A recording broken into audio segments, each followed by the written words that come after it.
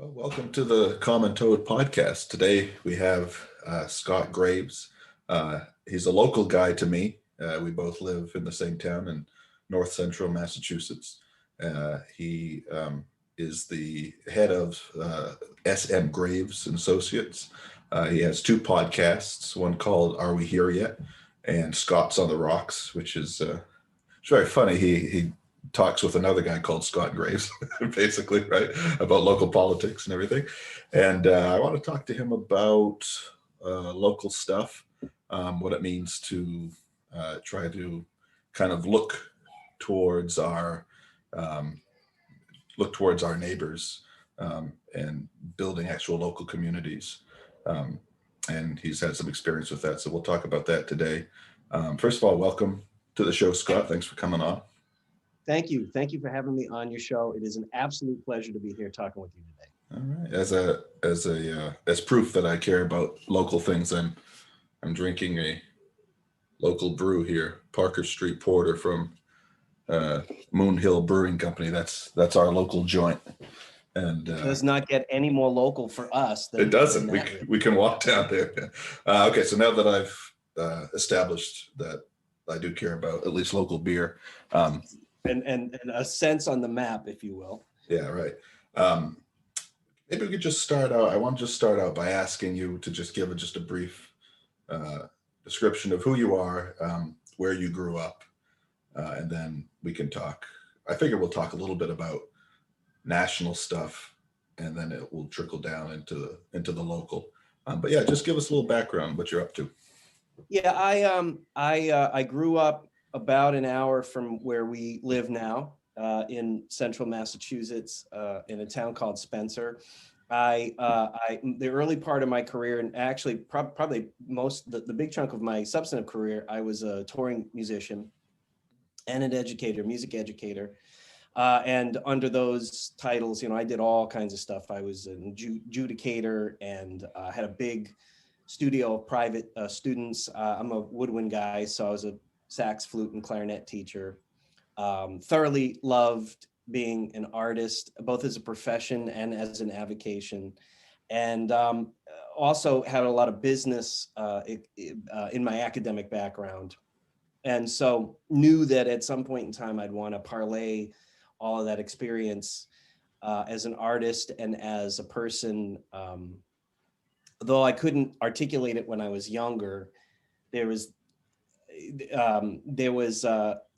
when you get to tour the country, and if you tour the country as not as a 2%er, if you will, but as a traveling musician in theater projects and in with big bands, what's left of the big bands, in the 90s and the early aughts, you're driving mostly, and you're going through all of the country, not just the highlights, if you will. Mm-hmm. So though I could not articulate this to you at that time, everything that's now culminated in for me, both personally and professionally, this idea of building a much stronger sense of place, really rethinking how we build the national economy from the bottom up and in a local way up. All of that really came from seeing all of the country and seeing what places like Flint, Michigan, and Detroit, and parts of the upper Midwest in the Dakotas, and mill towns both here in the Northeast, but also in the South and on the West Coast, seeing the results of the cycles in our economy and the consequences it had on people.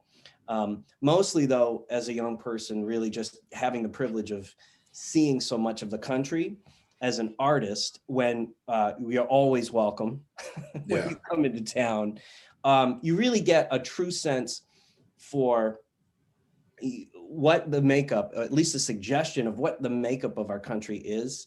And you really get a sense for how much we all have in common. So what comes to mind when you say that, I remember, you ever read that book by John Steinbeck called Travels with Charlie? No, I've read a lot of Steinbeck, but I've not read that. This is just a little travelogue, and it's not a novel. It's just something that he wrote in like 1950. And he and his poodle, Charlie, got into like a 1950 GMC or something truck. with a little kind of built home in the back of it, in the bed of it. And he went all around the country and he wrote a little book afterwards about it.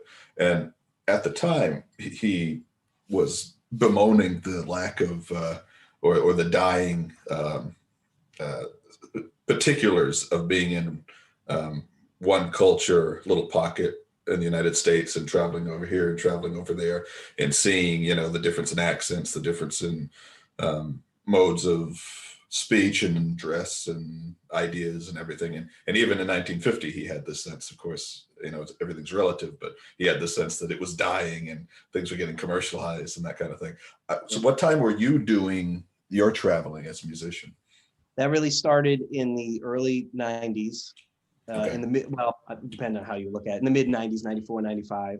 And I kept up a full-time schedule doing that until just before 2010. And then I started to say, that was fun. And, but I just, mostly because of the travel, ironically enough. And when you are doing as much travel as I was, you start to not feel very grounded, and you spend a lot of time not productive, frankly, depending on how you want to look at it. When you're driving around everywhere, you could be centered in one place. There's also the psychological effect of that. It was great for a time, and it's different for everybody. For me, it was great for a time, but then I wanted to become actually psychologically and physically centered in a place to feel like I had maximum effect on that physical space. Yeah. And maximizing the amount of time I have to do good there. Did you find when you were traveling that there were noticeable differences regionally in the country, or did you think that it was actually all much more similar than you expected it? Well, you find it in folkways, right? To some extent, you could say the fact that our music, American music, is really all these different melding together of other types of music from all over the world, right? That's what makes us so interesting. But really, when you're traveling and just playing various kinds of popular music, as I was, you saw it in certainly in dialect, right? You mentioned accent earlier. Certain words that are used in certain parts of the country, certain turns of phrases that are used in different parts of the country.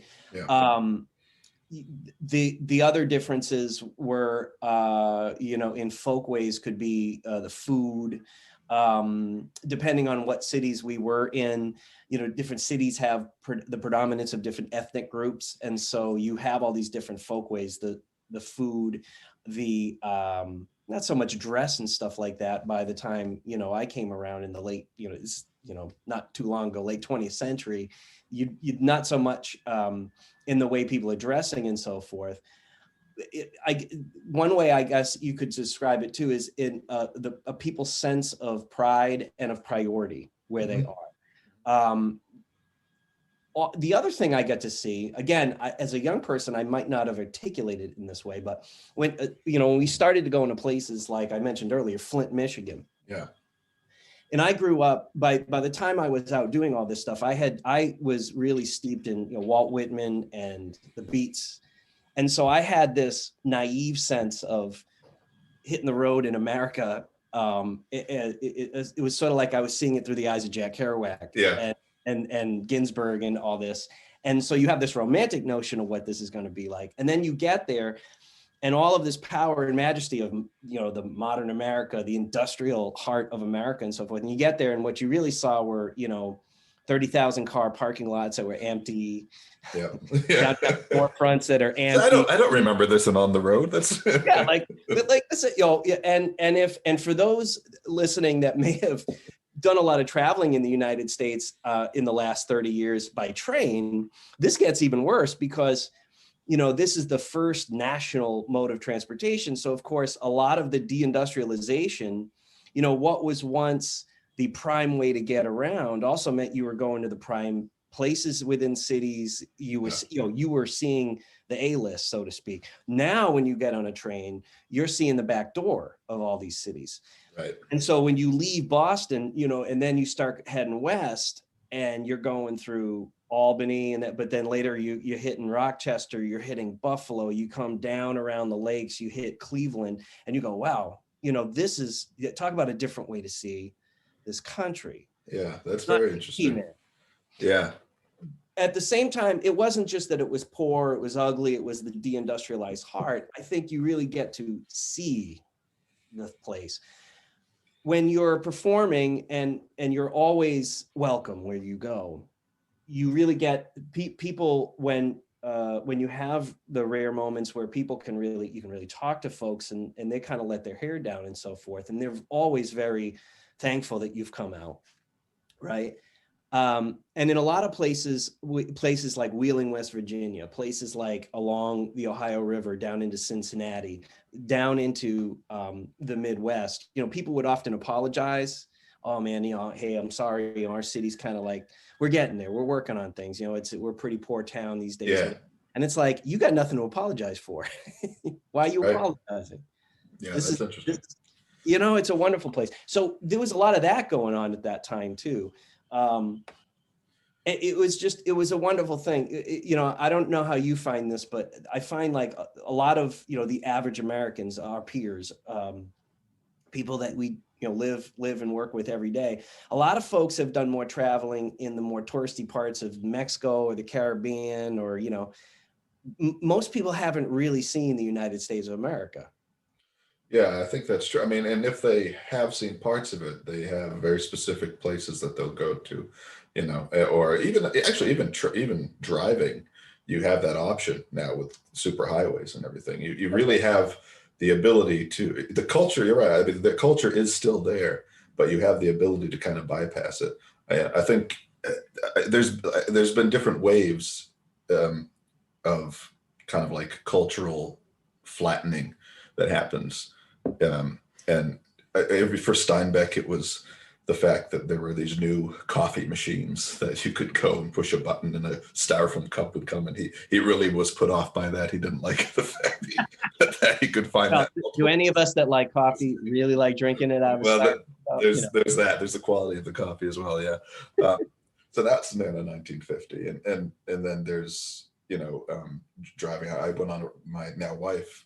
We went on a road trip down to Florida and lived in the back of our car for a couple months, and just to see some stuff. And one of the things that was striking about it is that if you stayed close to the highways, that Virginia looked a lot like Massachusetts, and so did Georgia, and so did Florida.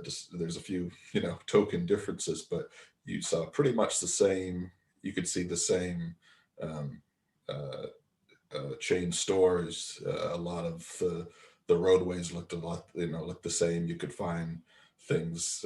You could find a Starbucks anywhere. You could do that kind of thing. So in a way, it's, I suppose there's a certain comfort to that, but it was definitely it felt like a flattening of culture.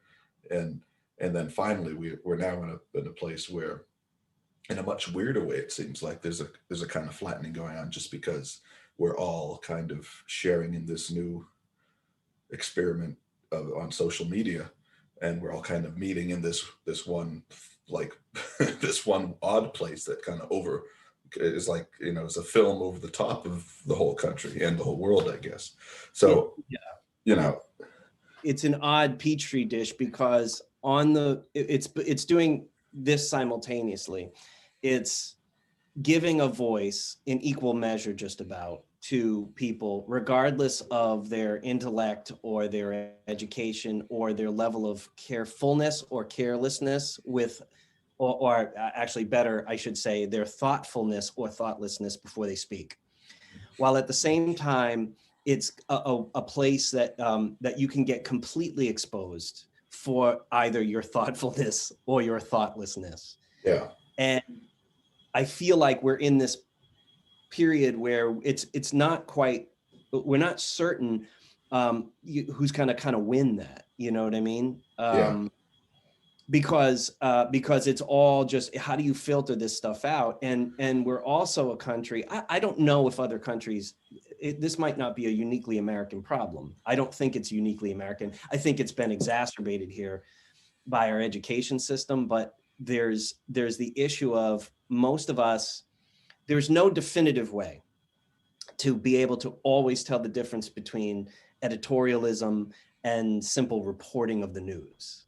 Yeah.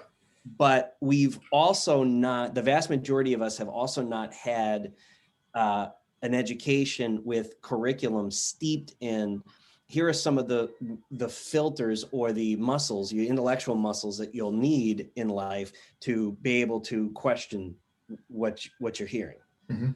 So that's definitely contributing to a lot of the social problems that have resulted, I think, from social media, from the news itself too, because the news itself has changed. The news delivery has changed. It's part of the reasons why we started one of the projects we started. Our podcasts are in part because we being myself and my peers that are part of our team in my company, we just got super concerned and continue to be super concerned just personally about, just in the time that we've lived in this area, 6 of the local newspapers have either gone out of business or they're really not there themselves anymore. Yeah.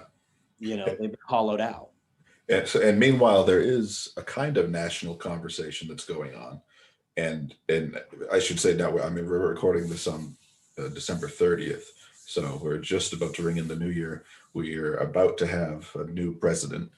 But this past year in particular has been a kind of like, it's just had its like own center of gravity. I feel like everybody has been paying attention all over the country to this extremely bizarre national situation that's been playing out because of the coronavirus, because of the political situation. So before we even get to the local, I just wanted to just briefly, kind of, deal with the elephant in the room. So much of our attention has been on national crisis, whether the health crisis or the political crisis, no matter what, no matter where you're looking or from what direction you're looking, it seems that everybody has some sense of that. And there seems to be like well, first of all, just specifically, do you think this transition from the Trump administration to the Biden administration, do you think that's going to go out without a hitch? Do you think it's going to go out with a whimper, or do you think there's going to be some unwarranted excitement or unwanted excitement? I mean, if when I say that Trump is good at this, I don't mean that Trump is good at this, but if there's any one thing that he's good at, he has served the purpose well and then some for the people that wished to have him where he is right now.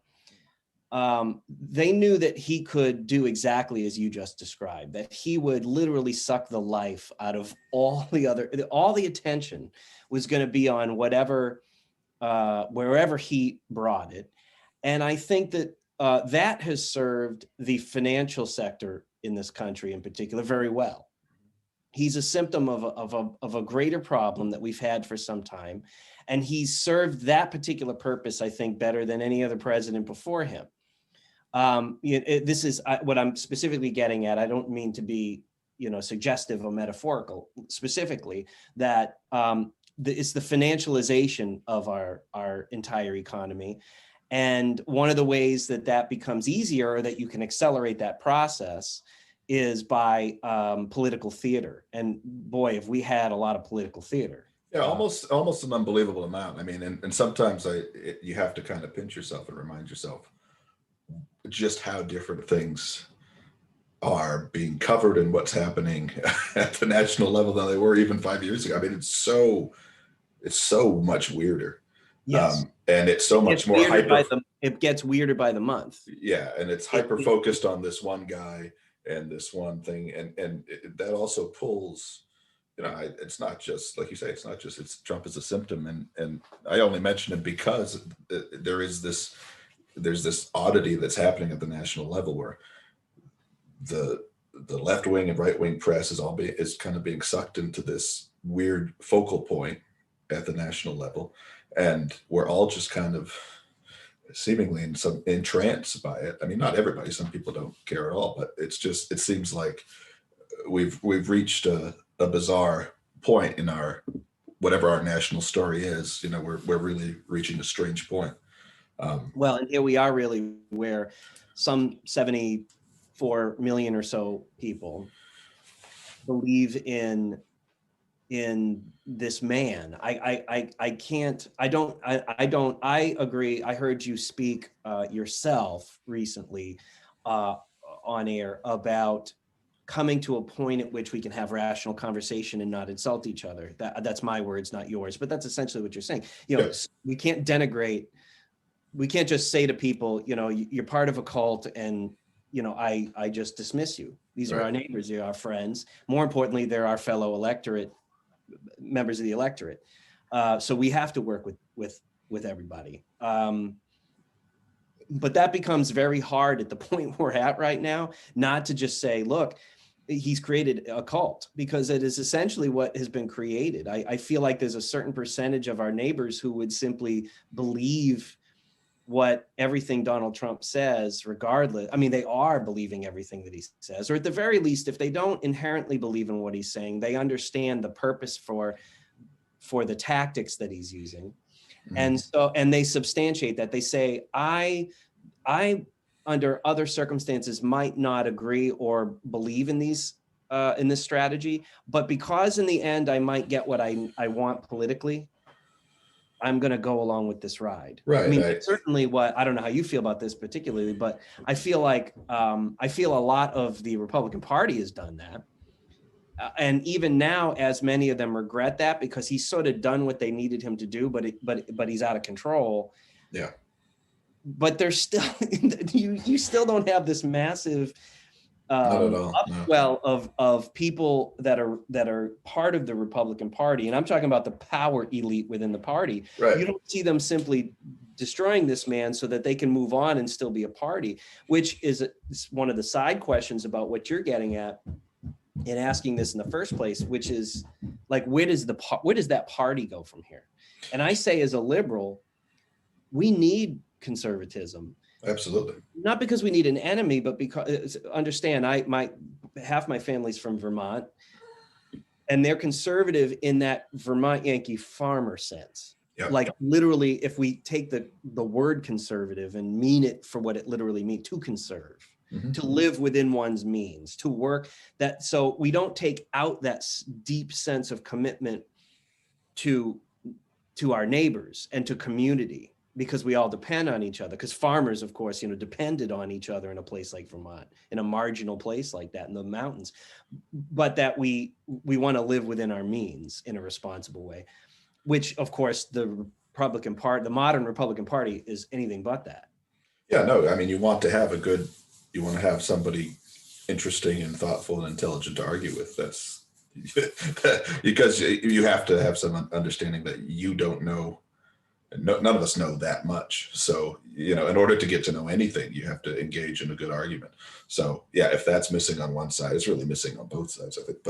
But if that real engagement is missing, then that's the beginning of some real trouble. And the only reason I bring up this national stuff in our nice discussion about local life and everything is because I have one of the few things that I feel that almost the entire country does kind of agree with, as long as you keep it as like a general sentiment, is that there's just this feeling of like complete loss in confidence in the federal system, the complete loss in confidence of representatives at the national level.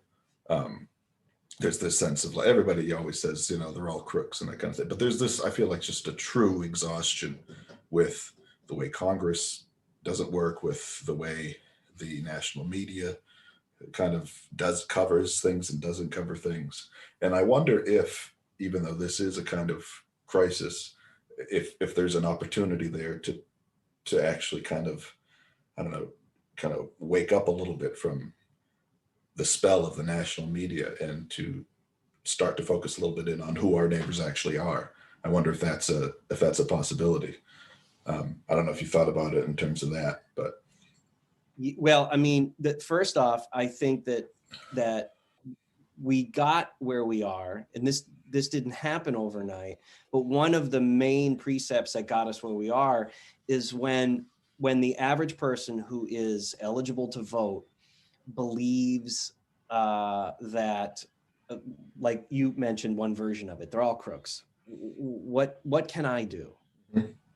Yeah, they're going to do what they're going to do about the system. Yeah. So when we divorce ourselves from our own power, democracy is a fragile thing. You've heard that before. Well, why is it a fragile thing? Well, ultimately, it's a fragile thing, or any democratic process is a fragile thing when the majority of people or a significant portion of the population believe that they don't have any power. And I think for some significant period of time, at least the last 40 or 50 years, roughly our entire lives, and then some, there has been this disillusion, and it was death by 1,000 cuts over that period of time. It wasn't one thing that did it, but I think I think too many of us divorced ourselves from recognizing and taking responsibility for our own power. There's various ways this can manifest itself. I was an unabashed Bernie Sanders supporter twice. Yeah, me too. I can't sit here and tell you that I know Bernie well. However, I did have a business that also had a location in the Burlington, Vermont area. I've spent a lot of time in Vermont, continued to spend a lot of time in Vermont up until the pandemic came. And because of that, those businesses, I was in contact with his office. I was in contact with the senator himself. So my sort of appreciation for him politically and otherwise comes not only from all of this national politics of the last two campaign cycles, but from years before that, when he was a senator for Vermont, earlier in his career as a senator. And so, people would say, you can't throw away your vote. And I said, well, what if several million of us right now committed to voting for him no matter what? And that just completely changed the outlook of the popular vote, because so many suddenly voted for this man that it started to turn heads. It would change something about the system, about the party system, and particularly the Democratic Party. To me, that's one of those ways that idea that we're not really, you have to admit that we don't have a lot of power when you say, I'm going to have to vote for whoever they basically hand me, even if that's not the person I want to vote for.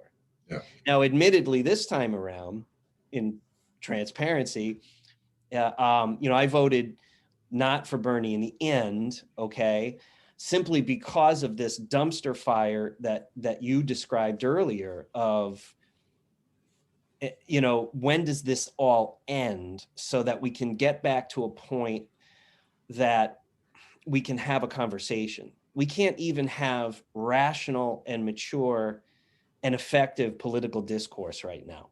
Yeah. We're not guaranteed that with Joe Biden, I don't think. No, not at all. And that's a problem, but at least protesters won't be gassed in the street. Yeah, no, the major, a little bit of political theater, perhaps, the single biggest obstacle, if the obstacle's a person, would be taken out of the equation. There's still plenty of hurdles at the national level, and so that is kind of why, I mean, in my own head, I'm somebody who always paid attention to the national scene politics. And when somebody starts talking about local politics, I've always kind of just glazed over a little bit. And it's because I don't know what they're talking about. I don't know who, I know who, the mayor is or the selectmen are when I lived in a town. And I know a little bit about, this and that, but I pretty much don't know about the way local politics works in the towns that I've lived in. And I had to admit that at some point that I just wasn't paying attention.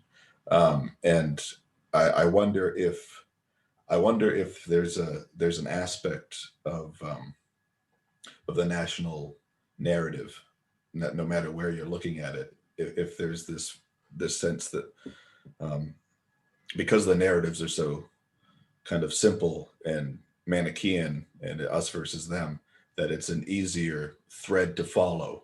And I mean easier in the sense that, like, you don't have to work that hard. You can just you can pick a side. You can every single day see how the other side is stupid and how my side that I've chosen is Well, is the right side. yeah. Whereas if you get to the local level, even the state level to some extent, you don't really have that luxury. You actually have to deal with problems as they arise because they're closer to you, right?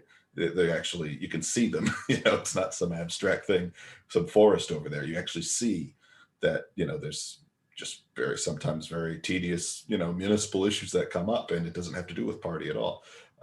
And so I wonder if there's a way, to try to change focus so much. Not that the national scene is important, but so much time and energy and concern and just anxiety is kind of wasted, I feel like, on this at this level of government without getting much by way of returns. Maybe it's possible just to try to reorient yourself towards a more local setting and get things done on that level.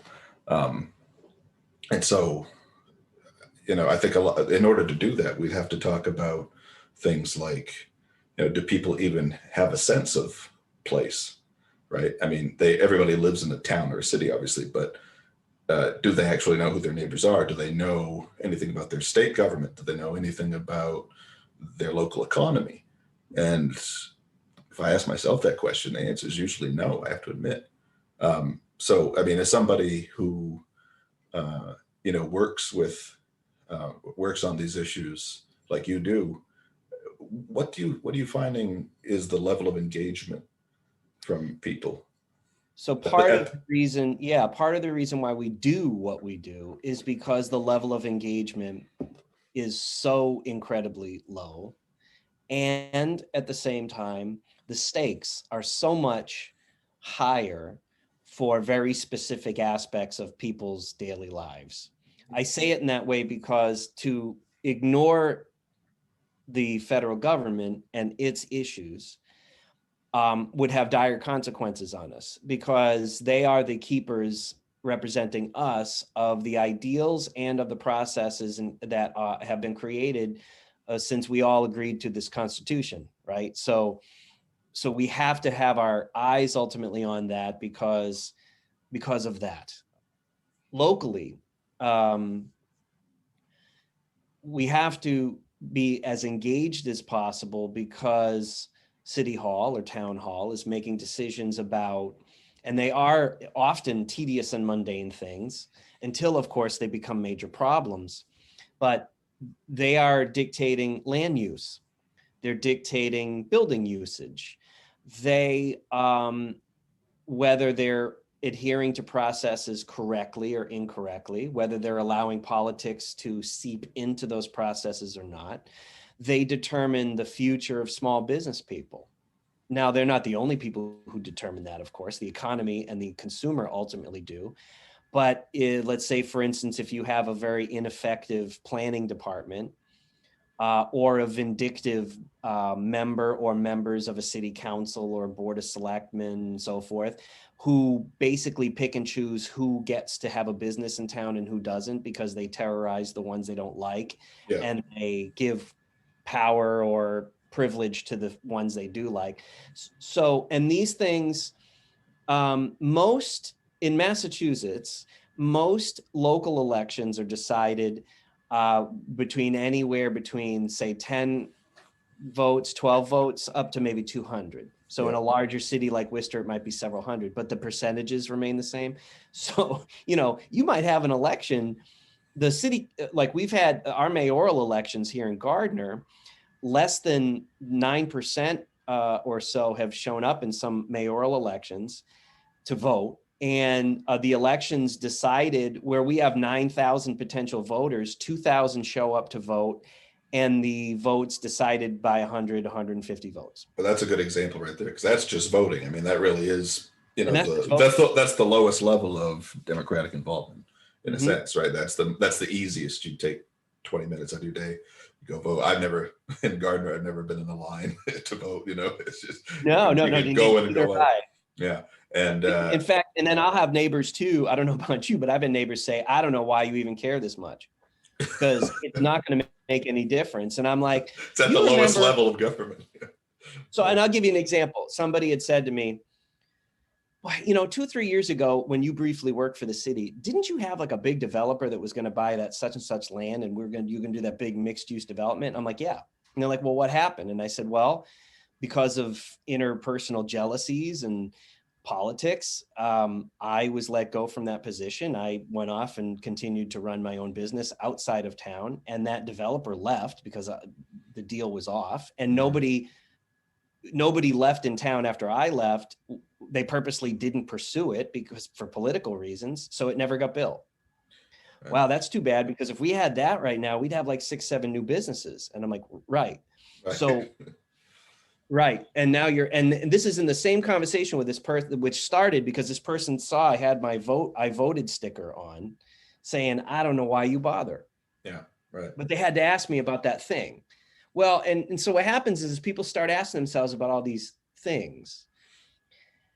And then for a high number of us, there's that whole, well, it still doesn't matter anyway. See, it's that moment that a person's saying, and maybe they have good reasons, I don't know. Mm-hmm.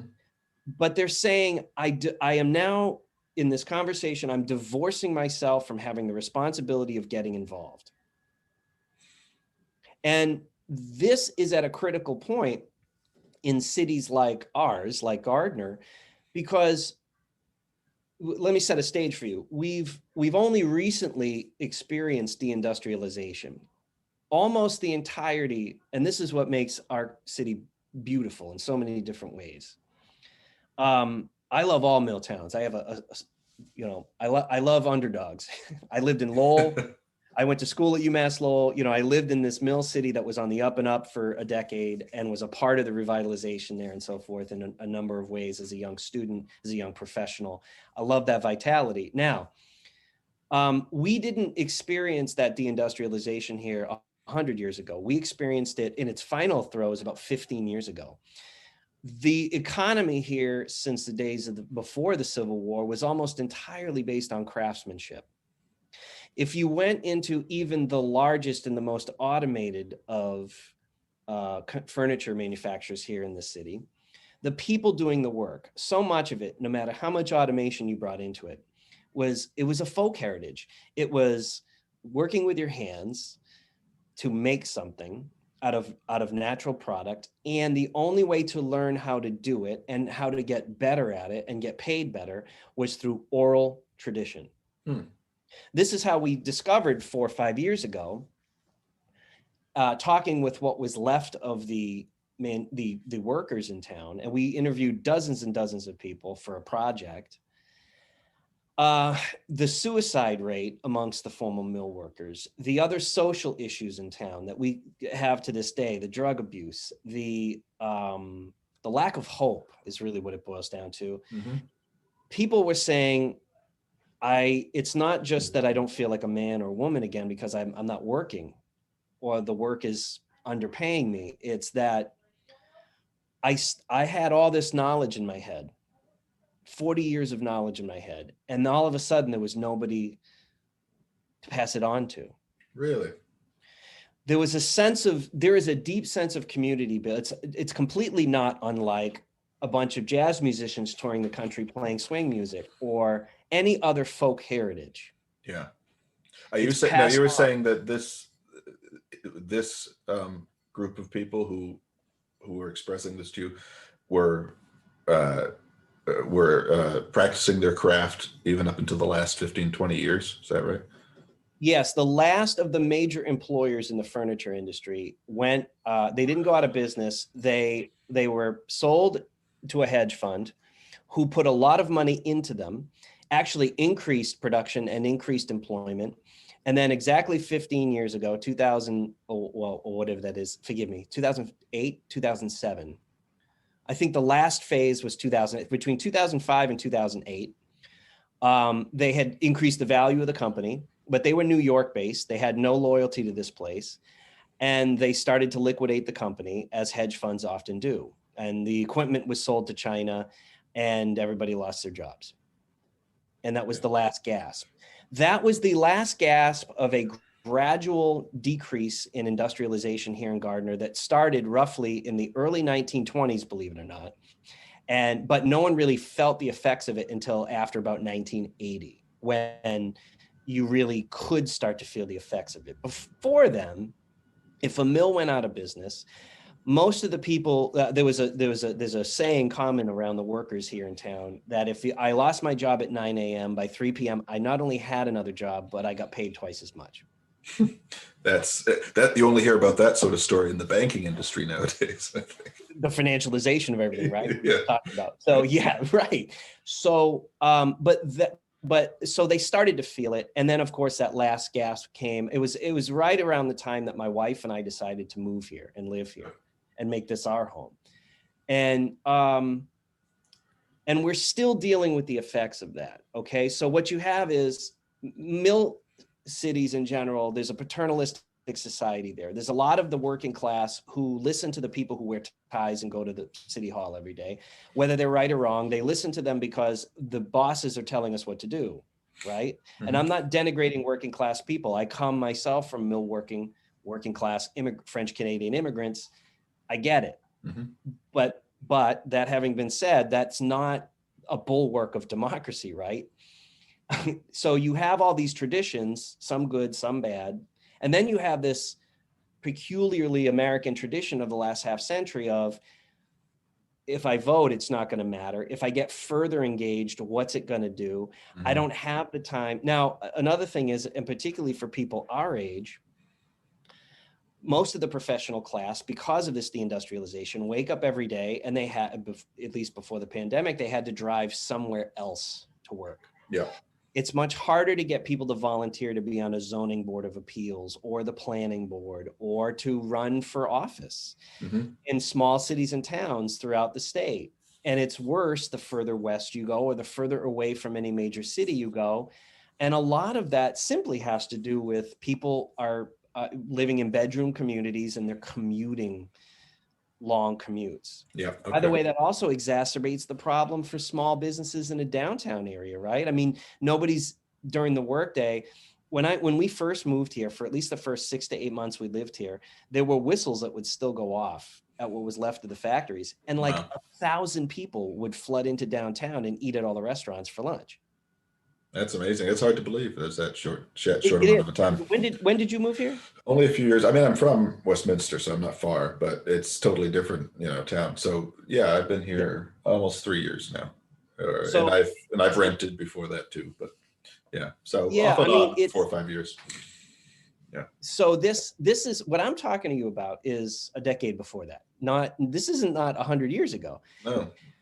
So you have, but this scene, whether the deindustrialization happened a century ago or happened, 3 years ago, it's reshaping itself in cities large and small throughout the United States, and it contributes to our political problems in a number of ways. Part of it is the anger and the animosity.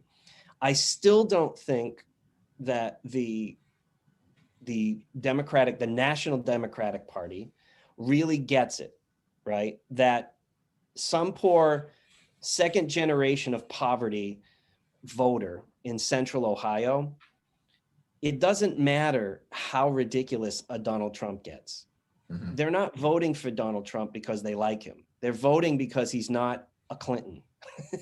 Right. Okay. Right. Like it's a protest. It's a protest vote. It's not. It's a protest vote, and people don't get that. The average voters, often that I've talked to, will say that if we engage in this conversation, they'll say, "Well, those people are just uneducated. They just don't get it." And I'm like, "No, they do get it. They know that their dad's job went overseas 25 years." They get something you don't, possibly. Yeah, exactly. Well, because we haven't had to deal with that in a place like Massachusetts, or have we? It depends on where you are. If I'm in Concord right now, I'm like, why do you people in Gardner always complain? Exactly. Now, that's the benefit, and that's what I do love about being in Central Mass, is because I tend to skew left myself, so I'm perfectly happy with a lot of the things that Massachusetts does, as opposed to other states in the Union. But it is true, whether either Western Mass or now towards Boston, even that short span of time, an hour's drive, people talk differently about politics, and they do have this sense that the Central Mass community is like a kind of a bumpkin group, and you have to know. I mean, where I work in Ashburnham, which is next town over, in a local place, and I see working class people go through all the time. But these people are, very often, if we talk national politics, I want to tear my hair out. But if the subject ever changes, right, I'm in awe of what they do on a daily basis. They're extremely talented. They're very thoughtful, generally speaking. They're obviously care about their families and their communities, and they're extremely funny and quick and sharp. And it's the exact opposite of what you would expect, or what you would hear if you believed the kind of the caricature of the rural worker. If you listen to the people further east or further west of here, or the coasts, if you're talking at the national level, right? Yeah, and it's an interesting thing. It's depressing. It's depressing to hear the left in a talking sense, because so these parameters that we're kind of talking about, they affect how our neighbors look at national politics, and they affect what I would say is a real disconnect, to say the least, here.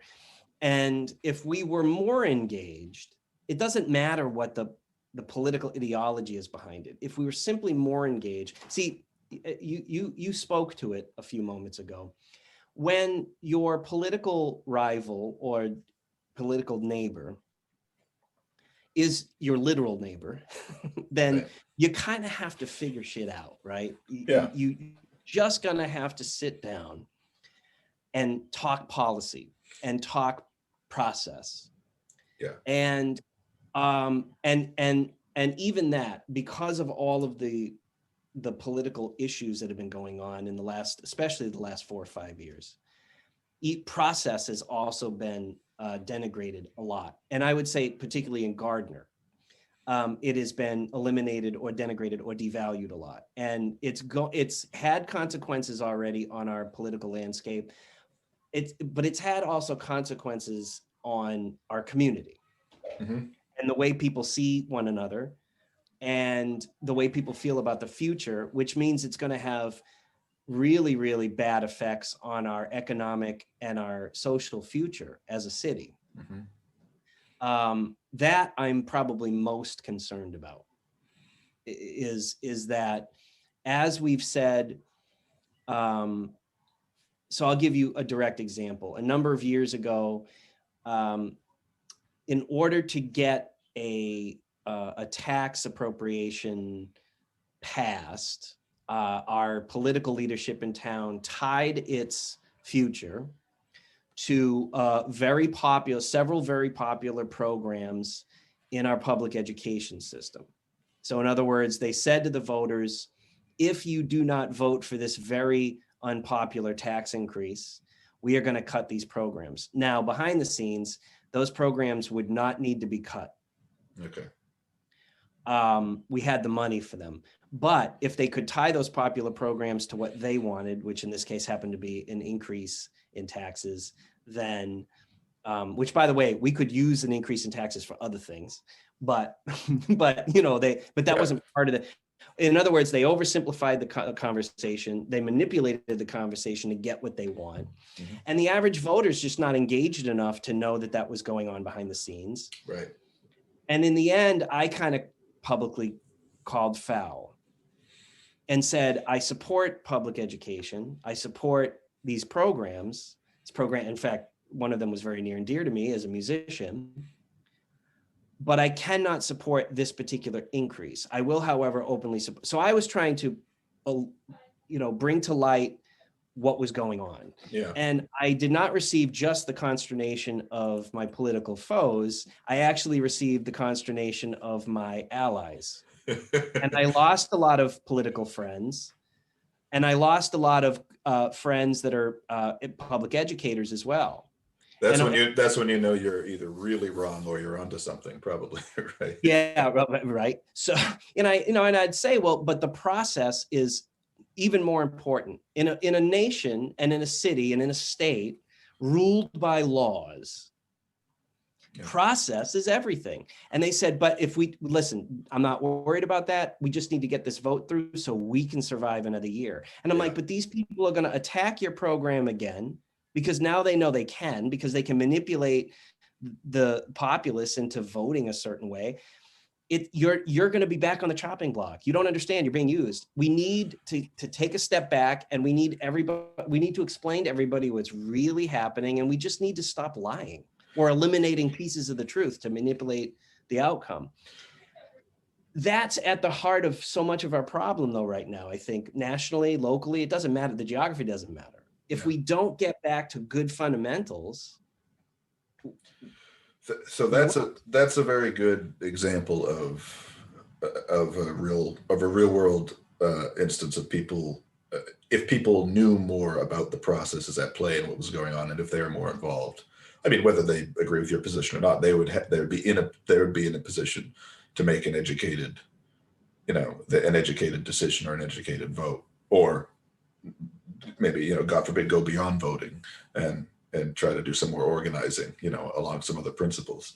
So what I want to do too is I want to kind of marry these two lines of our conversation, which is on one hand, what's possible for a small city in New England like Gardner, and what's desirable for us, right?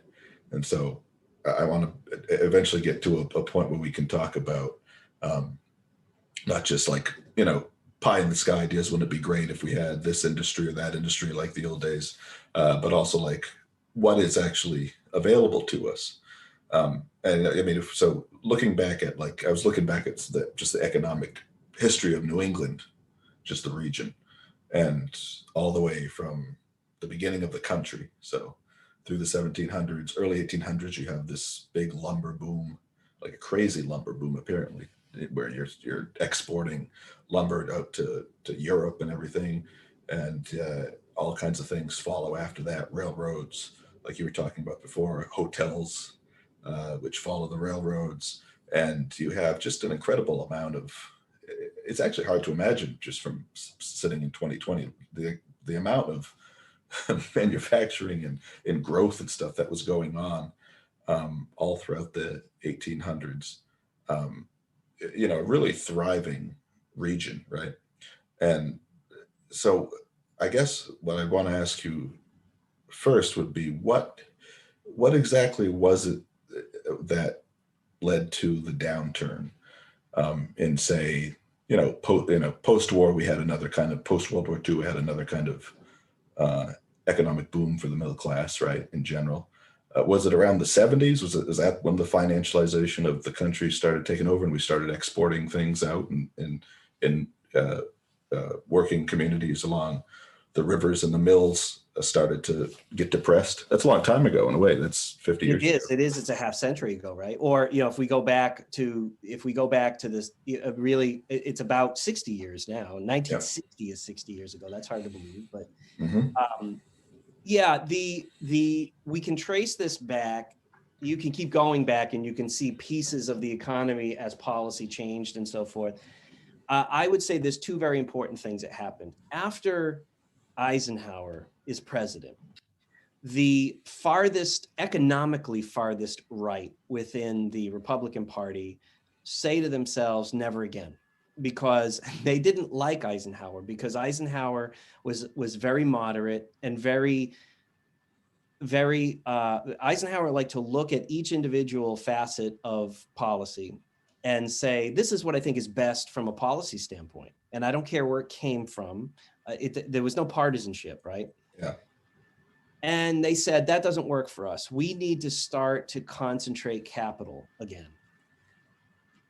And that's right after that, we get Barry Goldwater. And you say, well, why would that be important? That's important because they started it took 50 years, but they've started to prove to themselves what kind of candidates at the federal level they needed to run.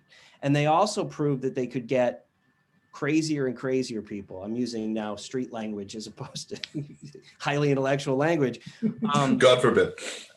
Barry Goldwater is significant, not because he's Barry Goldwater, but because the way they got him to be the candidate in 64 is they essentially said beforehand, there were attachés working within the party that said, what we're going to do is we're going to prevent people from voting, and we're going to push this out until 3-4 in the morning when most people have gone to bed, and then we're going to seed the room with our own people. And people said, no one in the party's ever going to go for that. That's anti-democratic. And they're like, watch us. And they went and they did it, and they were successful. That vote was taken, I guess, something like 3:30 or 4 in the morning. They literally beat everybody down who was still actually in the room because most people went to bed. They gave up. And so they proved to themselves, the secret to getting what we want is to incrementally, very slowly over time, this will take forever, but we have forever because we're the rich people. We're going to slowly, we're going to take away democratic process. Okay. And that has led over 50, 60 years to the moment we're at now, and to everything you've seen, the theater that we've experienced in a new, crazier way in the last 4 years. That's now parallel to that. If we go back looking strictly at economics, Nixon, and by the way, I'm going to stop blaming just Republicans in a minute, because this isn't a partisan thing. I'm just describing what happened and who was doing it. Nixon took us off the gold standard. And the reason why that's important to our conversation on the financialization of our economy is that creates what we call a floating currency. So our currency is no longer tied to the limitations behind gold or silver or whatever you set your currency value to. Currency suddenly, and the whole world, by the way, follows us on this because we're the United States. We're the power, right? In Western capitalism. And so what this does is essentially this creates a world in which you can arbitrarily set the value of your currency. You could create more. This is also happening parallel to, of course, computers, and the idea that currency is not necessarily just paper anymore. It's ones and zeros. And when we're talking global trading in currencies and assessing and reevaluating the value of one nation's currency to another, it suddenly becomes all arbitrary because there's no physical resource tied to it.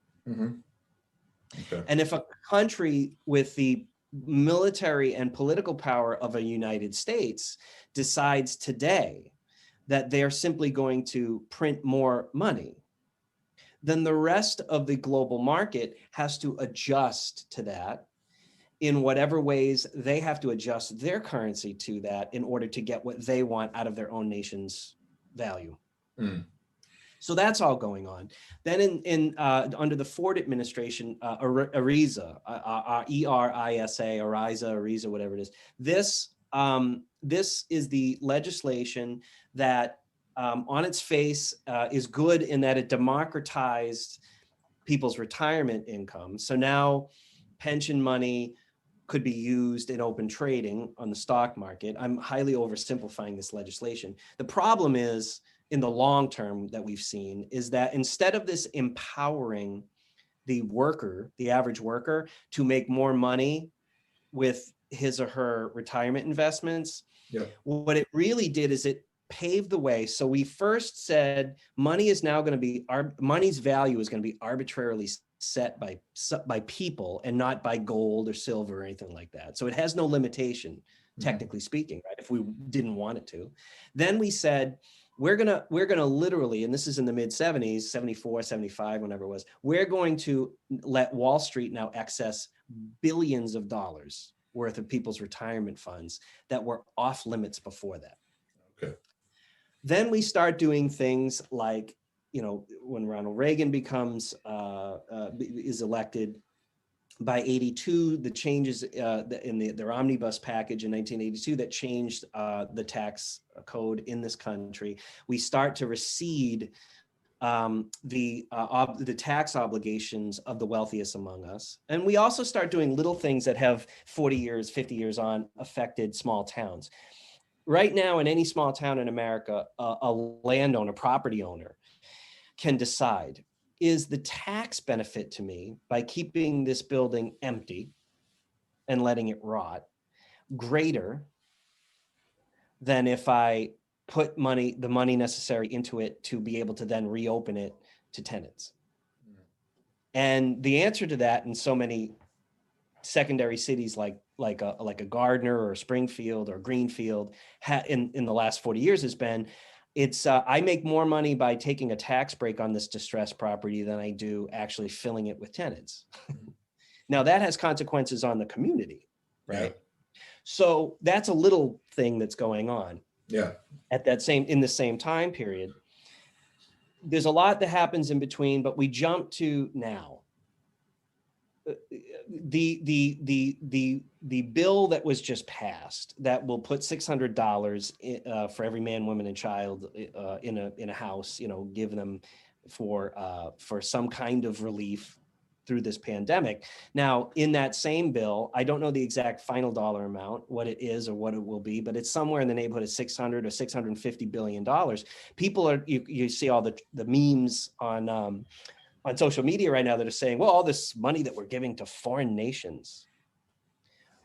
Well, let's dig a little deeper. It is true that money is going to foreign nations, but where's it going? It's going into the national banks of all those foreign nations. There's a phenomenon in our current form of ultra capitalism, I'll call it, not my word, called excessive liquidity. Now, a big problem with the global markets today are that all this money, excessive liquidity that has entered the publicly traded market, the stock markets around the world, there's a lot of it and there's too much of it. And what that does is it creates an environment where people start taking risks with that money that they normally wouldn't. And at the same time that they're doing that, we've also eliminated all the regulations that came out of the Great Depression that would prevent this, okay? Mm-hmm. So they're trading and taking risks that weren't legally possible before we eliminated things like Glass-Steagall or, all the other acts in the last 20 years. And so all that money is going into foreign markets, into national banks, okay? Those national banks are not using it to feed especially in corrupt nations, they won't use the vast majority or any of it to feed their people or do whatever they're supposed to do with it. That money comes back through the global currency trading. And where do you think it ends up? Yeah, Wall Street goes through New York Stock. Wall Street gets it. The only way that they keep this fantastic thing going, okay, for them, is to keep this excessive liquidity going. Because remember something, the vast majority of large scale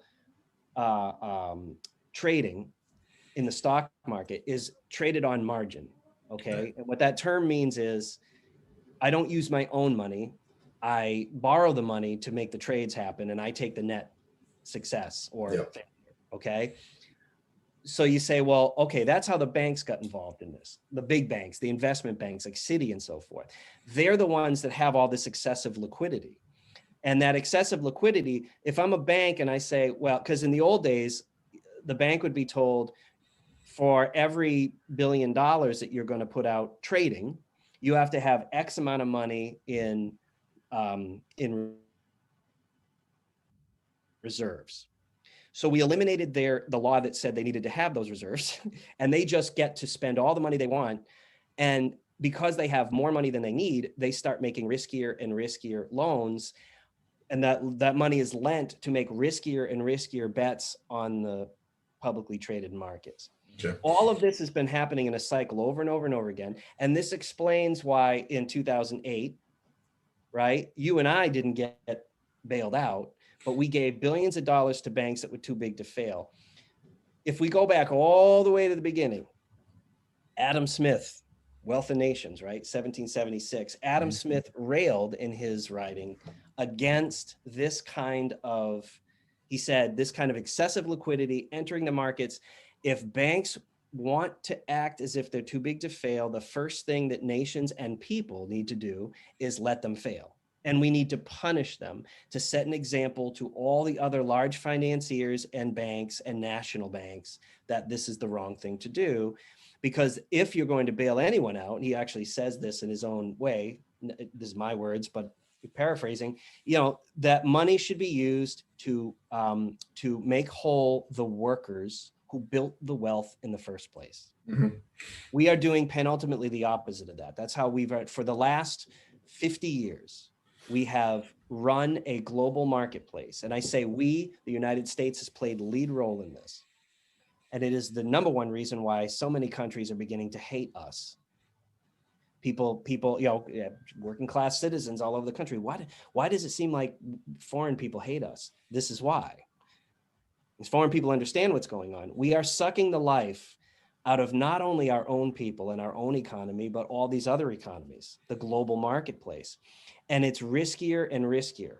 It's top heavy. And when it finally does fail, we've simply in human remembrance, we haven't experienced anything like this. So that's quite a good, quite a good whirlwind explanation of this strange, financialization that has taken place over the course of the last 50 or 60 years, right? So there's this kind of new phenomenon, like you're saying, where all of this liquidity and everything is swirling around and keeps getting funneling through Wall Street and back out, and people are making money off of that. Now, at the same time that all this is happening, what is the average worker seeing with their own eyes? Maybe somebody who works a hard job at a factory but has some level of sophisticated craftsmanship, like you were talking to, have some knowledge of their trade, maybe can eke out a living and support their family, and put some money away. What is the average person beginning to see from, say, the 1970 to now, or 1965 to now? So people are increasingly finding that their wages they're not able to pay for the same level of lifestyle. Yep. For themselves, or their children are experiencing it worse, right? And so multi-generations of families saying something's different, something's wrong here, right? Some people have said that. Other people have simply said that young people are whiners, okay? Mm-hmm. They're not. What you're experiencing is, in fact, real.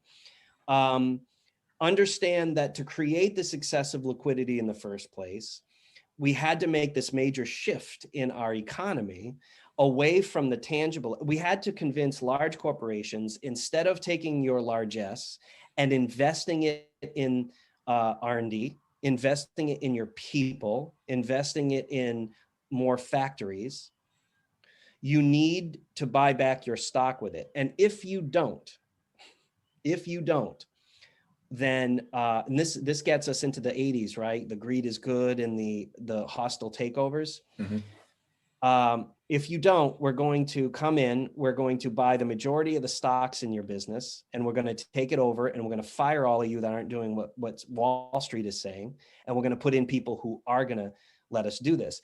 And this process was all in service to liquidate the value of companies, and hedge funds were also invented to do this, and take that money and stick it out into the global trading marketplace.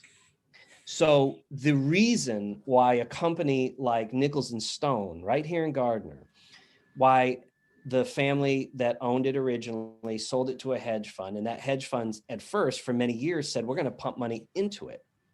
They did so because they understood that at some point in time, they would create enough value there that they could then make it interesting to somebody. They could liquidate the whole damn thing. And that's when they really made their money. And every time one of these transactions happens, so too, every time a trade happens, the people who perform that liquidation or perform that trade make their money. So the people doing this, you'd say, well, why the hell would anyone do this to a company? Why would anyone do this to other human beings? They do it from far away, usually. People who live in Gardner would not do this to people from Gardner, right? That's why it's always, it was owned by a hedge fund from New York, or it was owned by a private equity firm in California. It would be hard to go home down the street after doing that. It'd be real hard. If you look at the mill owning families, and I'm not vilifying any of them, they all had their own personal reasons why they made the decisions they did once their factories were done. And I can tell you almost all of them, it was tough for them, but almost right down to a single family, made the decisions, did what they had to do here in Gardner, and then they don't live here anymore. Those Right. families are not here anymore. Right. And I don't blame them. I mean, some of them I do. Some of them made really bad, mean decisions, but some of them didn't. Some of them made tough decisions, but they couldn't stand living here anymore. And I don't blame them for Mhm. that because it's a human thing. So getting back to your question, yeah, all of this was in service to converting the real economy, the buildings, the equipment, the people, the payroll, and to take that liquidity and put it out on the marketplace. Now, eventually people say, well, where the hell does it end up? Mhm. I'll tell you where. All the people who do all those trades, they make commissions. That's where it ends up. Okay. So you've got American taxpayer money being given to foreign nations, right? Which makes it look like we're giving it to foreign nations for like aid. They're not buying bags of rice and feeding people with it, okay? It's going back into the global currency system so that it ends up back in the banking system. It all ends up back on Wall Street. Because if they said, we're going to give $650 million to Wall Street, this turnaround for aid, then there'd be a revolution in this country possibly, right? So we're not going to do that. We're going to give it to all these foreign nations. So people will complain about it on Facebook, but they don't have a specific, they can't, it's an abstract. They can't specifically vilify a person or a group of people and ask for the money back. Mhm. And So- that's literally what's going on. There's no conspiracy. It's quite unexotic. And it's fantastically worked over and over and over again with every downturn for the last at least 40 years. So, even given the fact that suppose that more people actually know about this process, and people, the way that they talk, the tone of voice that people across parties talk about the way that we do things in our particular capitalistic system, the tone of it has changed. It's a lot more cynical. But suppose that people have a better idea of the kinds of things that you're saying, and maybe a lot of people do at this point, without being able to go through all the details. They have some sense of this. But what weapons do small cities have to fight against this process? This is going to sound very juvenile, but it's not. The same concept I mentioned earlier about Bernie Sanders, the idea that what if 10 million of us simply decided, I don't care if, Joe Biden is the candidate or Hillary Clinton, I'm voting for Bernie. What would that do? Mm-hmm. Well, it's kind of the same thing for one. If enough municipalities turned into regions, turned into states, said that enough is enough, things might change. There's another idea that we have to talk about for change, which is, in the first place, perhaps, I don't know that this central economic problem is going to ever be able to be changed in the political sphere. In fact, I think part of our problem is we've been trying to change it in the political sphere. And it starts with education. If you notice, I wasn't afraid to explain this, and I'm trying to explain it carefully and in step by step and in terms that anybody of any level of education can understand. Because money is not difficult to understand. I'm in the business of helping people write business plans, of incubating businesses for them and with them. One thing I tell everybody, people bring to me these high tech, it's usually in some form of clean tech or high technology. They bring these very, very elaborate financial models in. And I take a look and I say, listen, money is not this intellectual. If you want to talk intellectual, let's talk jazz. Let's talk art. That's intellectual. That's beautiful. That's wonderfully complex, right? Mm-hmm. But even then, and I think we think alike in the same regard. It's the impression I get of you, complexity and being complicated are two different things, mm-hmm. right? So, simple and elegant can still be complex, and it can contribute to a complex system, but it's still, when you break it all down, it's simple and it's elegant, and anybody can understand it. And that becomes a beautiful thing. Well, it's kind of the same thing with financial models. If you need an MBA to figure out a financial model, there's a real problem. Money is easy. Follow where the money goes. It starts here and it's going to go here. Okay. Mm-hmm. And the second somebody starts saying, ooh, this is a little complicated when it comes to money, don't trust those people. This is what I tell people. When you're voting, don't trust those people. When you're looking to invest in a business, don't trust those people. When people are trying to say to you, it's too complicated, you can't understand, really don't trust those people. This is not complicated.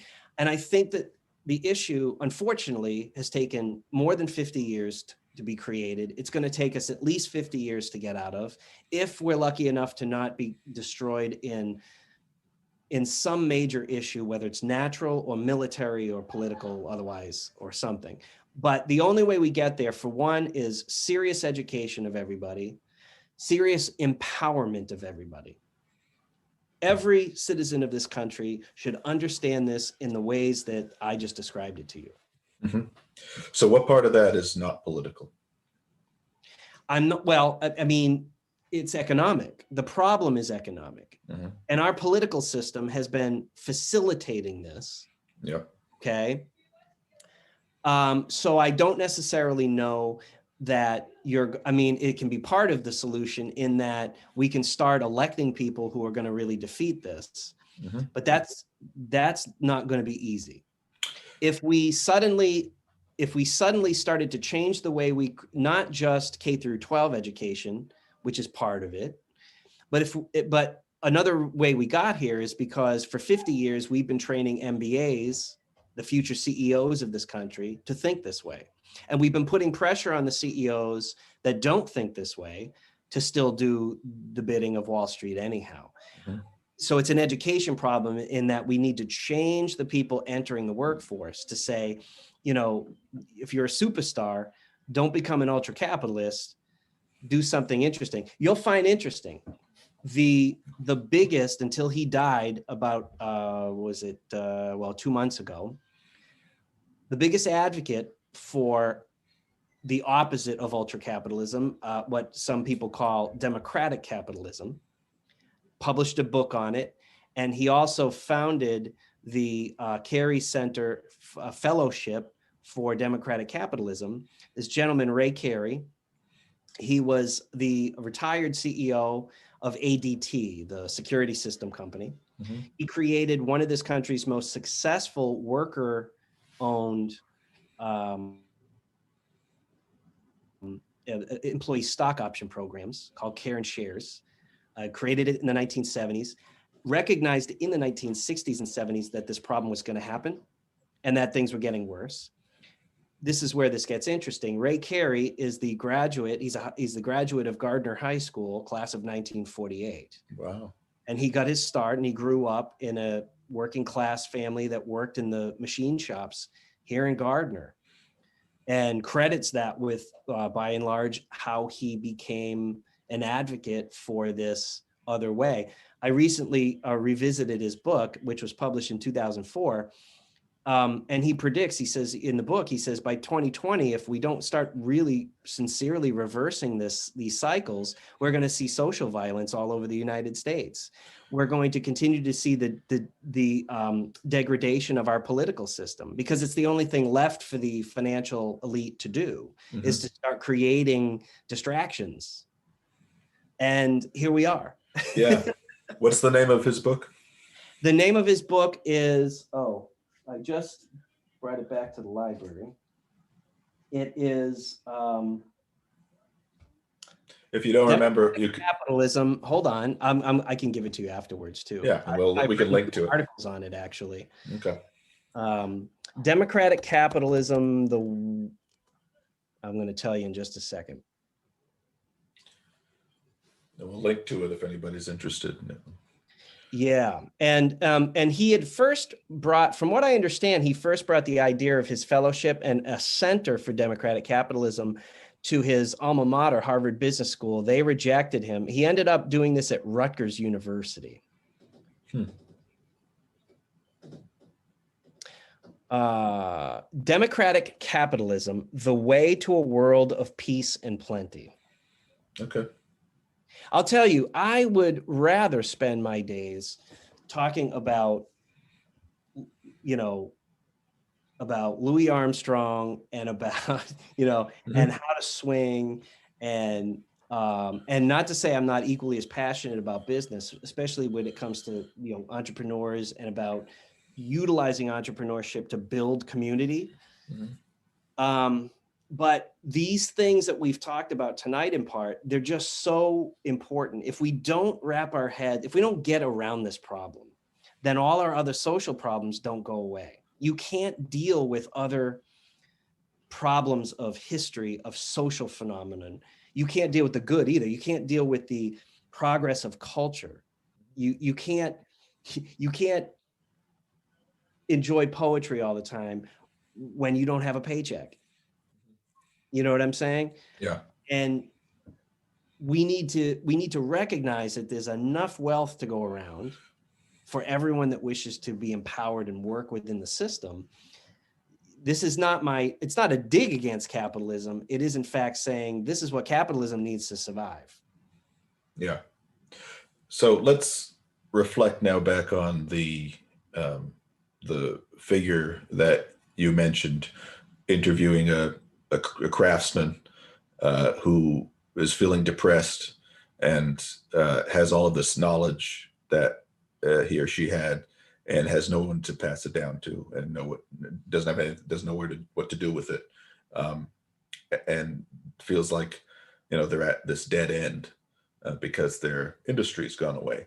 It brings to mind a thing that I have written down here, which is I think we have a mutual admiration for the poet Wendell Berry. And just for me, just recently started reading his poetry and his essays and things like that. And I was reading something about his in his New Yorker interview, I think, which took place a couple of years ago. He talked about meeting the poet Seamus Heaney, the Irish poet, and they had a discussion about localness and provincialism and what provincialism really was. And the quote I pulled out here kind of reminds me of this part of the discussion. He says, "The provincial person is always looking over his shoulder to see if anybody thinks he's provincial. This worry is really the identifying mark of provincialism, whereas the parochial person is always assured of the imaginative sufficiency of the parish, the local place." It's a very beautiful way of putting it, and Seamus characteristically gave an example of the man from Cork, Ireland, who was sending his sons forth into the world. And he quotes, "My boys, remember, never ask a man where he's from. If he's from Cork, you'll know him. If he's not, you'll embarrass him." So there's the question: am I going to be parochial or provincial? It's a nice example of the difference between just automatic pride of place, which is obviously possible and has been available to people all over the world in different times and places. So, in the absence of immediate political and economic solutions, say we're working on this, it might take another 50 years if we're lucky to get back to a certain level of empowerment, which can be achieved. What do we do in the meantime individually to kind of stop looking over our shoulder as just local people worried about our stature, and actually be able to look around and say, actually, this is a pretty beautiful place. We live in a beautiful part of the country. We have a lot of good-hearted, interesting people here, a lot of talented people here, a lot of people with good ideas, with a strong work ethic. What do we need to do to just start growing these connections?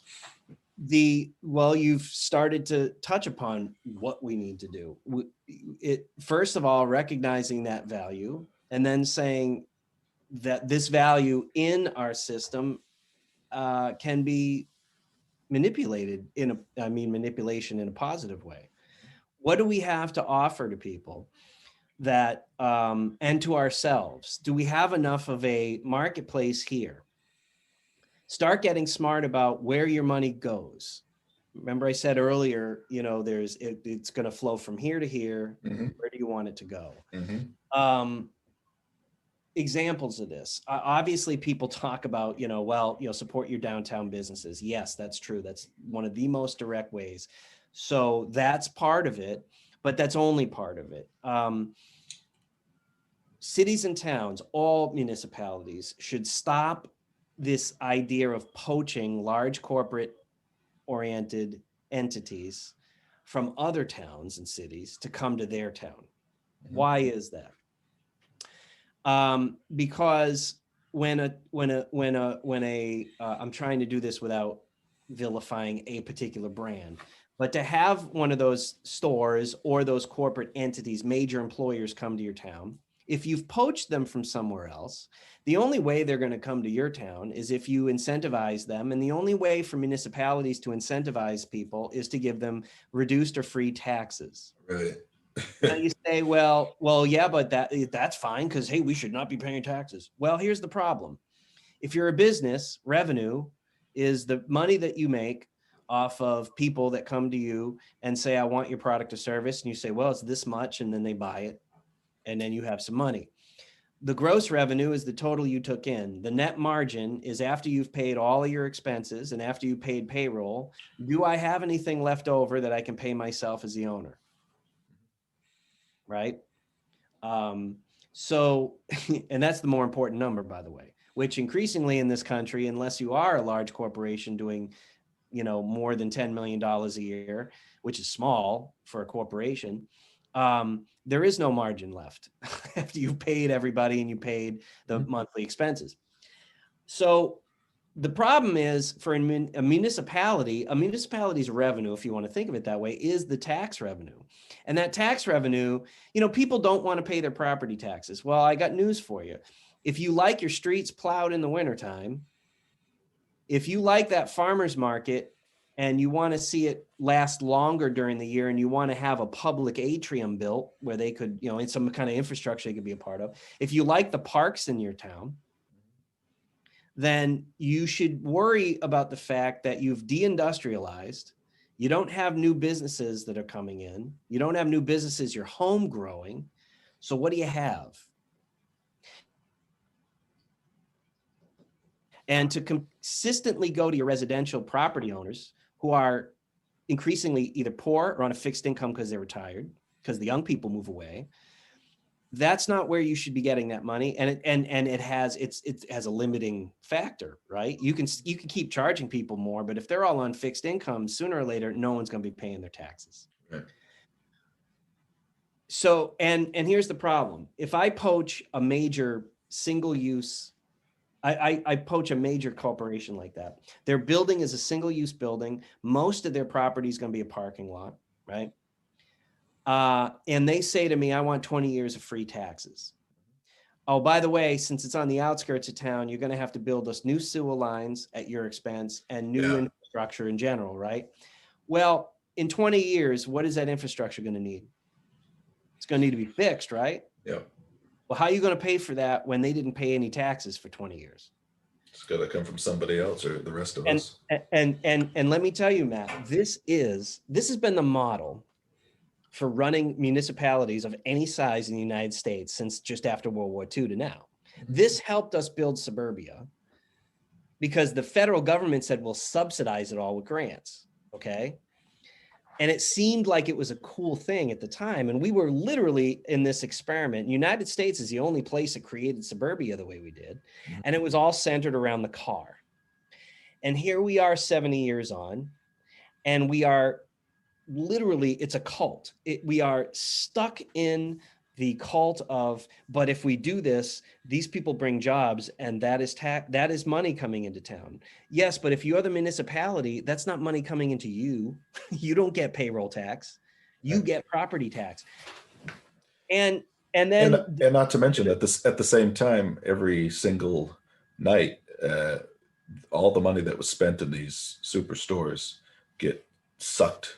You could hear the sucking sound. It's sucked to wherever the headquarters are, and it's right on. So guess what? Is there any economic benefit really to the town? Well, yeah, there's 5 people here in town. They said 50, but they really hired 5, and they're all making minimum wage working at a retail store. Yeah. What's that doing for the city? It's doing nothing. There's a gentleman, he's going to be on my show this spring, named Chris Gibbons. He and his team were responsible for a lot of the economic development over the last 30 years in a place called Littleton, Colorado. Their concept, a lot of trial and error, lots of screwing up and then figuring out what to do right. But in the end, their concept is something called economic gardening. And at its heart, it's about reversing that cycle. It's about understanding the data in your place. Let's build a sense of place by understanding, as economic development professionals, who's here, why they're here, what they bring to the table. And as much as possible, start your economic development work from that standpoint by encouraging through resources, including money, the people who live here now and help them start businesses, help them create jobs. And this does not make me very popular in the economic development circles. I'm a big advocate for saying, and I'm by no means the only one, there are many other people in the country far more effective than me, but there's a small group of us that increasingly are very open about saying, why are we giving away tax breaks to people who don't deserve it? It's not helping our cities or in our towns. Yeah. So when we talk about this importance of building a sense of place, you hit the nail right on the head. You know, there's this Wendell Berry sense of commonwealth. There's all of these things contribute to creating a sense of place and a sense of pride, because a sense of the place we're in is a sense of pride and that we have value. And since we do live in a capitalist society, that value should translate into monetary resources that give us yet more power to create the kind of community that we want with people who are happy and satisfied and can solve other deeper problems that we might have, right? And feel good about doing that because everybody's making a good paycheck and can live. You know, we have the resources we need in the first place so we can talk and work about all these other things. And so before we go for tonight and say goodbye for now, because they're related to everything we've been talking about, in particular what we've most recently been talking about, can you just explain for us briefly what is the goal and the vision of your podcast? Are we, what's it called? Are we there yet? Or are we here? Are we here yet? And also, what is the workshop? Those two projects that you're involved with. Sure. So the Are We Here Yet podcast really focuses on these issues of where economic development, where entrepreneurship, where the economics of all of this stuff intersect with cultural phenomenon. And so the one word I would say for it is synthesis, right? I mean, most of the conversations, whether we're featuring an artist in an interview or we're featuring somebody who works in economic development or an economist or somebody that's owned a business of some kind, the conversations immediately start flowing through all these other phenomena. And so the greater point of that show is just how all this stuff it's a synthesis, and that we need to start thinking about the interconnectivity of not only these phenomena, but just ourselves, each other, right? Recognizing how all this stuff affects one another. We come to a better understanding about, we can translate that into how are we going to make better relationships among ourselves? How are we going to be empowered together? How are we going to build our cities and towns back? Because really what we're doing there is we're rebuilding a family. It's a community. It's a sense, it's people. We got to bring people back together. A bunch of people believe in their city, their town, their situation. They can change things. But it has to start there. It has to start there. You have to have a group of people that truly believe in what they're doing. That's what that's about. The workshop is it's an industrial makerspace. So physically, what is it? It's an industrial makerspace that has just acquired a new property in a former mill village known as Rochdale. It's a section of a town called Leicester, Massachusetts. So it's right outside of Worcester, Mass, one of the largest cities in New England. And it's 52,000 square feet. It was run as a tooling mill for about 103 years.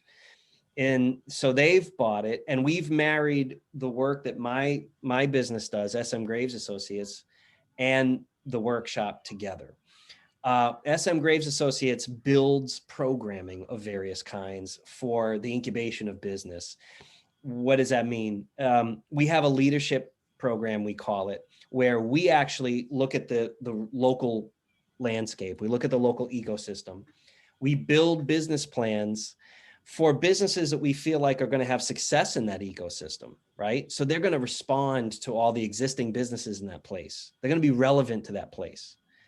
And then we look for we have the money and the other resources together to get that business off the ground and to incubate it over a 2-3 year period. And we look for the leaders. We look for people that want an opportunity to run those companies. And we train them. So there's a lot of classes involved. There's a lot of mentorship with one of our senior mentors involved over that period of time.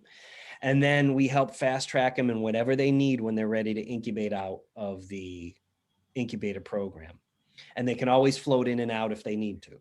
It's an organic process. We're trying to build the better ecosystems, one city at a time, one region at a time. We also, all of our classes are also open to the general public. So non-members of the workshop can actually take classes individually or as packages. And the classes range from, different classes in finance, in business strategy, in leadership training, a lot of different types of technical training as well. Mm-hmm. And we've got a lot more classes that haven't been fully developed yet, but that have been in development, and that over 2021, 2022, we want to put out there. I have personally some unique ones too. I've tried, and the first one is ready to go, and I've been teaching it for a few months. I wanted to have a short series of classes that meld some sort of music history, something I, fairly conversant in, with modern business fundamentals. So this first class is called Business of the Blues, Transforming the Delta. So in an hour seminar, we sort of do an overview of what the Mississippi Delta was like and all about, socially and economically, how it affected music and culture in general, and how that affected the beginning of the record business, and the record business and its forming in that time period really is a study of, for one, concepts we take for granted, vertically integrated organizations, right? That starts because of the early record business. The concept of rack jobbing, and of, the kind of sort of store to store sales going on and presentation of new material all the time. All of that we take for granted now in all industries. And actually that in and of itself has by and large gone away with digital retail. But those things started because of the record business. And the first big break, if you will, in the record business was the blues. And you cannot escape the social phenomenon of post-Civil War Southern economy and race, and how that played in this, and Northern culpability in, basically the record business was started by white people from the North, mainly Chicago and New York and places like that, going south and saying, hey man, listen, I'll give you $10 if you just sing into this little machine right here. Mm-hmm. And then they go off and they're going to make $1 million. And by the 50s and 60s, a lot of these blues guys, like 40 years on, were like, they finally had a chance to figure out, because these were not stupid people from day one. Right. But they were economically disempowered. And they find out in this other generation that they're famous. Right. And a few of them in the 60s, actually make a second coming. Well, like Muddy Waters gets to have a blues club later on in life, right? But how many did not? How many did not? Or way more did not. Or like a Big Bill Brunzi finally makes it to Chicago in the 50s, and he's like, everyone's playing my fucking record, But then the white college kids in the late 50s, early 60s start to the folk revival. They start rediscovering these guys. This is good for them economically, but then it brings up this whole because African-American people, depending on the type of blues, both in the 1920s, but also later on, they kind of shied away. Upper middle class blacks didn't like certain types of blues music because it really was a direct homage to a life that they or their parents had left behind. Mm-hmm. And there was a lot of pain associated with that. Anyways, we can't get into all that, of course, in a 1-hour class, but Yeah, that's I interesting. like the idea of people having at least an overview of how all of this stuff intersected. Mm-hmm. And I particularly want future business leaders to at least have the recognition of the synthesis of all these ideas or how these things interrelate. Because maybe it will prevent it, maybe when they're at a crossroads and they say, man, I could do this right now and I could make a lot of money. But is it about quick money or is it about the slow, steady burn? What are the consequences of me liquidating this portion of my business or this business in general on this town or this city? And get people away from the idea that, well, I'm a putz if I don't take this money now. Well, that in Because itself, that's fueled everything that's the problem right now. It starts with one individual making a bad decision. Well, like a blues song, that Crossroads is kind of the eternal question about which way do I go, and that's kind of the question that we are asking ourselves here in these small cities, and what actually matters to us, what makes life good, what are our goals, what should our goals actually be in our families, in our communities, So yeah, that's great. I think maybe for now we'll pause because there's a lot to think about in there. But I want to thank you very much for agreeing to talk to me. We've been talking for over an hour and a half, and there's a lot of interesting stuff that I encourage people to check out. Definitely check out that. Well, you have a website, smgravesassociates, right, .com. We'll link to all this. smgravesassociates.com, yeah. And then you have 2 podcasts. Like I said, there's the Are We Here Yet podcast, and there's the Scots on the Rocks podcast, which is more of a political, local and national political kind of discussion. Both are really worth everyone's time, I think.